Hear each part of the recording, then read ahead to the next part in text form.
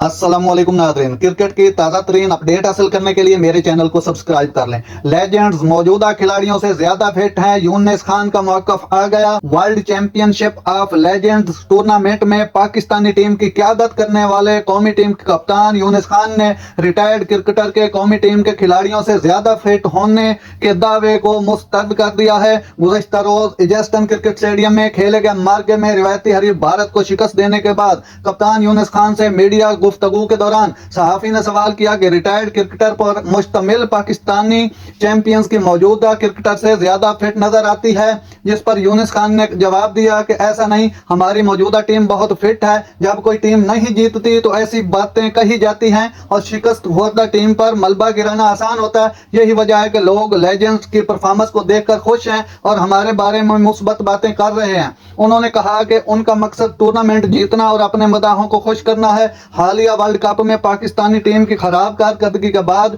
बहुत से शायकीन मायूस हैं, जिन्हें हम दोबारा खेल की तरफ लाने की कोशिश कर रहे हैं। वाज़ेह रहे कि गुज़श्ता रोज पाकिस्तान चैंपियंस ने टूर्नामेंट में अपनी मुसलसल तीसरी फतह हासिल की थी।